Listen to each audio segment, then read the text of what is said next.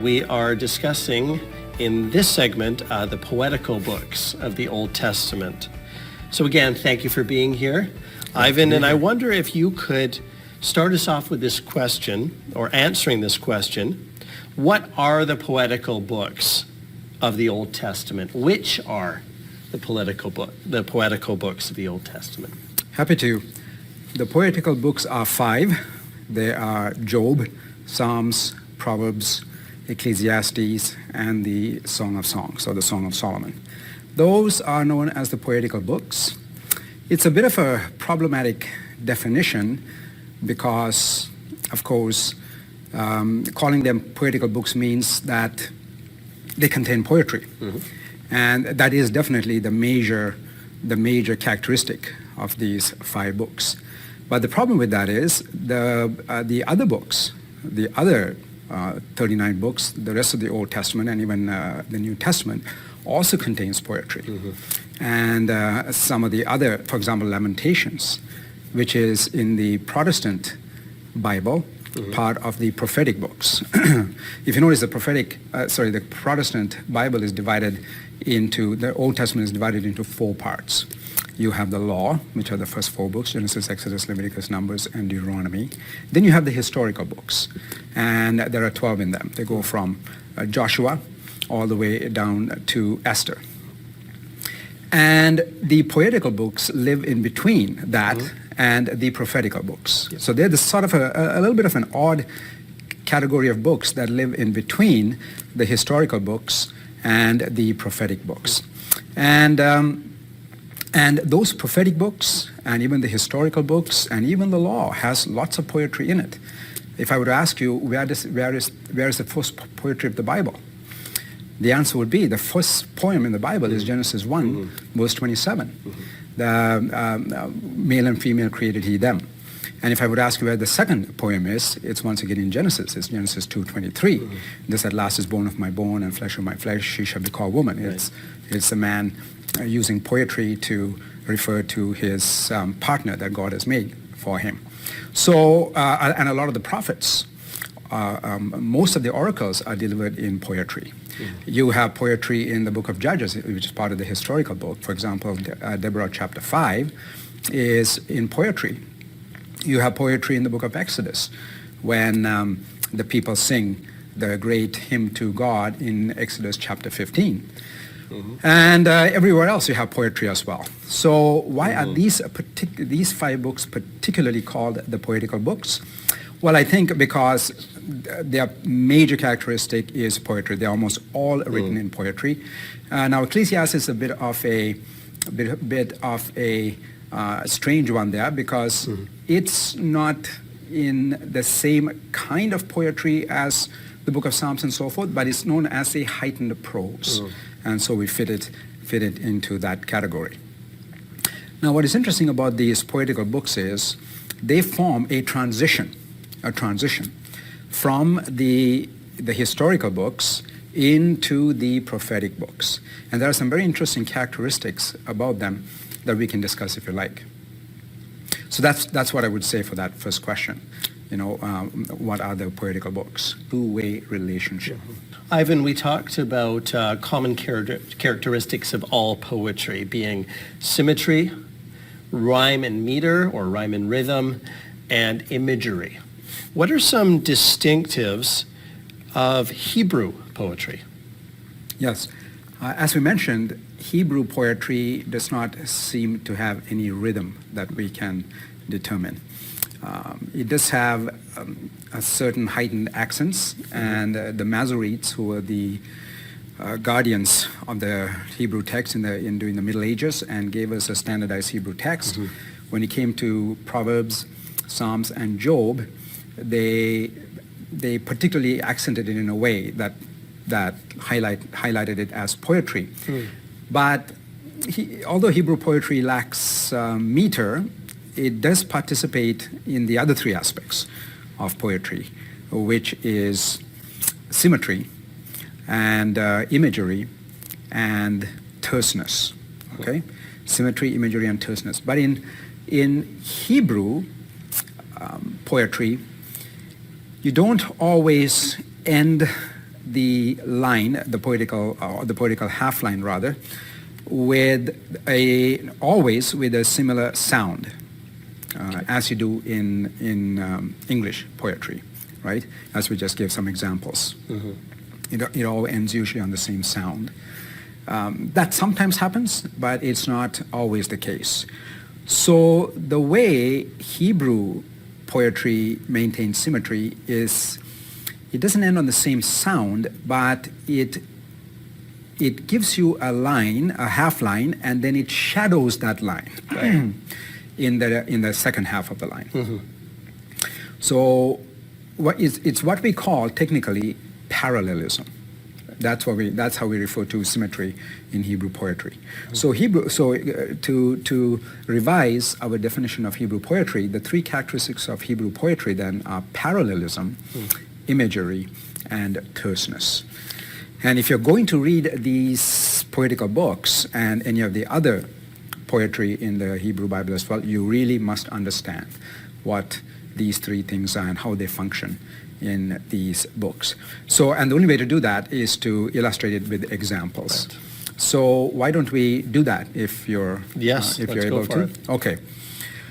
So for years and years and years, people tried to figure out what is the secret of Hebrew poetry, and it was only in the 1700s, finally, 1753, that the Bishop of London at the time, named Robert Loth, seems to have broken the code. And he is the one who invented this term parallelism, that the secret to Hebrew poetry is parallelism. And what he meant by that is you would get a line of Hebrew poetry, we would call it today a half line, and then the second half line will repeat it in some form or shadow it in some form or another. And he discovered three ways in which the second line interacted with the first line. And he gave these, he called them the three types of parallelism. And the three types of parallelism that we inherited from Bishop Loth are called synonymous parallelism, synthetic parallelism, and antithetic parallelism. And there has been a great movement to correct Bishop Loth recently, but in my view, I think those three categories are still standing, and I don't think there is a good enough argument yet to completely deny what he discovered. So, for example, and you recognize this when you read it, but maybe you haven't thought about it. Here is a line of poetry with the two half lines, and tell me what you think. I'm just reading out of Psalm 3, verse 1. Lord, how many are my foes? How many rise up against me? Now, when you hear that, you can immediately tell that first line, oh Lord, how many are my foes? And then you hear how many are rising against me. There is a relationship between those two. Right? What is that relationship? Now, many will call that relationship synonymous parallelism, because the second line is saying almost the same thing as the first line. So how many are my foes? How many rising up against me? Foes in the first line is equal to those rising up against me in the second line, and how many is repeated in both lines. Okay? So that some would consider synonymous parallelism, where the second line is saying the same idea, maybe using slightly different words, but it's the same idea. And there's a particular purpose for synonymous parallelism. In synonymous parallelism, the idea is you want to really emphasize something. When you really want to emphasize something, then you say it in synonymous parallelism. For example, in Proverbs, let not your own lips praise you, a stranger's and not your own. Now that is synonymous parallelism, and the point is, don't ever brag about yourself. Don't do it. Okay? So synonymous parallelism is used for that purpose. Synthetic parallelism is something like this. But you, O Lord, are a shield around me, my glory, and the one who lifts up my head. Now it's not saying the same thing, but the second line is, in this case, is clarifying and further defining the first line. For example, the first line says, you, O Lord, are a shield around me. Well, what exactly does that mean? What exactly does God's shield around me mean? And so the second line comes in and says what that means is, he lifts up my head and he is my glory. That's the shield that the Lord provides for me. Or for example, verse 5, I lie down and sleep. I wake again because the Lord sustains me. I lie down and sleep, and that thought is completed in the second line where he wakes again and the Lord sustains him. So that is what we call synthetic parallelism, where the second line further defines an aspect of the first, the idea of the first line. So it's not saying the same thing as going deeper.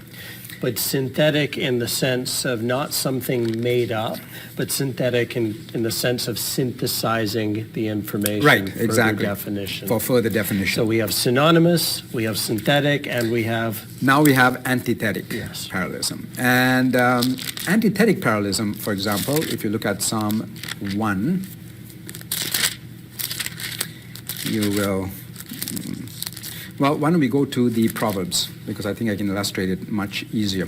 Very easy to discover antithetic parallelism, because the second line will always begin with but. But. Always. And here what you have is, you have a truth being looked at from both sides of the coin. From both sides of the coin. So for example, in chapter 13 of Proverbs, you have a whole bunch of these antithetic parallels. A sluggard's appetite is never filled. Chapter 13, verse 4. But the desires of the diligent are fully satisfied. Okay? So it's opposites. It's giving it to you from both sides, what a lazy person accomplishes and what, or doesn't accomplish, and what a diligent person accomplishes, and so forth. Another one, for example, from the fruit of their lips, people enjoy good things, but the unfaithful have an appetite for violence.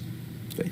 The two opposites, looking at the same truth from both sides, to give you a complete and fully rounded way of looking at the issue. So that's parallelism. Imagery. Well, what is an image? An image really is anything. It's any concrete thing that can be named or labeled, that is used not in its dictionary definition sense, but in order to use in some way in comparison to something else. That's what we mean by imagery. So imagery uses words not in their literal dictionary definition, as they would, for example, in prose, but to represent, to symbolize, to figure another reality. By using words in an imagistic sense, it creates a lot more emotional impact and engages the imagination as well as the intellect, which is what is primarily engaged in prose. Now, the third characteristic, of course, is terseness. Terseness, and by terseness we mean the characteristic of poetry where much is said with little.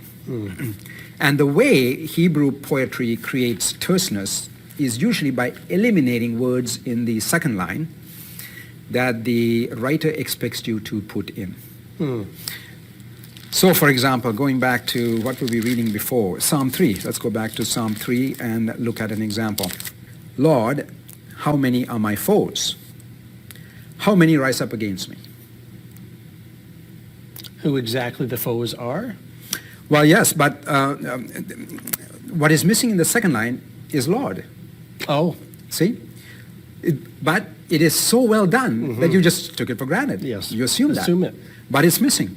If it were to be perfectly parallel, it should have said, Lord, how many are my foes?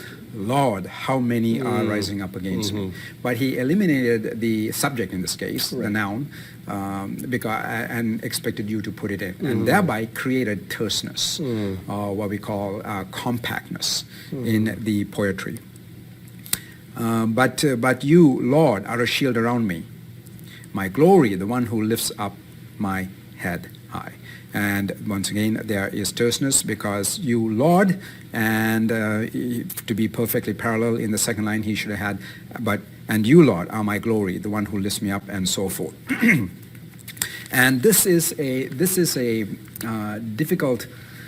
another difficult aspect of poetry, but the issue here is we use terseness always in our speaking. For example, I will say, I came into the room at 11.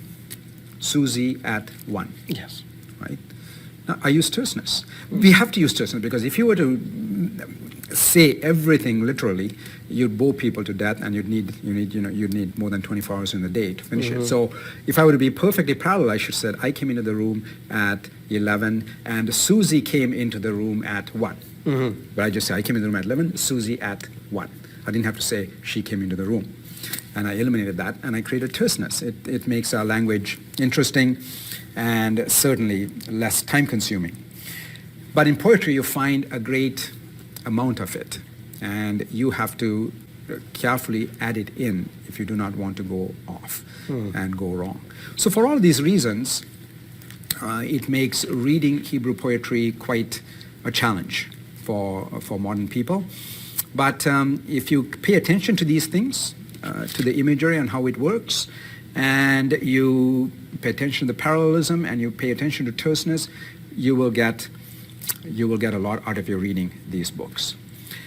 So whenever you're reading Hebrew poetry and you read that first line, and the good thing about this is our modern Bibles, our older translations weren't that good, like the King James and so forth, but our modern translations are sensitive to this issue. Right. And so they will print poetry as poetry with the half lines individually and so on and so forth. And so you can now get attuned to the poetical parts of the Bible by looking at the font and the setup, the way the page is set up in poetry. So, for example, I'm reading the TNIV, which is almost the same as the NIV now, and the first line will, for example, if you go to Psalm 1, blessed are those who do not walk in step with the wicked or stand in the way that sinners take or sit in the company of mockers. It's set out like poetry. And so it's very easy to read. And that means when you read that first line, blessed are those, you never stop there. You have to complete it with the second line. Now, sometimes you have 3 lines. And then the emphasis will fall on the third line. And so it's known as a triptych. You have to look at what the third line is saying. But if you just went by the first line, you won't get it. You have to look at how the second line comes in and completes it, and that's how you get the whole full thought of the point that the author is making in poetry. Psalm 23, verse 1: "The Lord is my shepherd; I lack nothing." Then you go, can you please explain that a bit more? He makes me lie down in green pastures. That's what it means. Now, green pastures there is a figure, imagery, for plenty of food. Because in a desert like the Middle East, where this is taking place in Israel, you won't find too many green pastures. And if you find a green pasture, meaning it's just filled with food for the sheep. The Lord is my shepherd, I lack nothing. What does that mean? He leads me. He makes me lie down in green pastures. Lie down in green pastures. If you watch sheep eating, they will, because they have 4 stomachs, when they find the green food, they will just eat everything they possibly can, standing up. Yes. And then they will sit down. And they take it in, when they eat it standing up, they take it all into that first stomach. And then they sit down when they have the time and they're full, and then they bring it back up and chew it and then send it to the rest of those stomachs of theirs. And when he says he makes me lie down in green pastures, it means I am sated to beyond satisfaction. Right. That's how the first line is explained. And so you need both lines to understand that thought.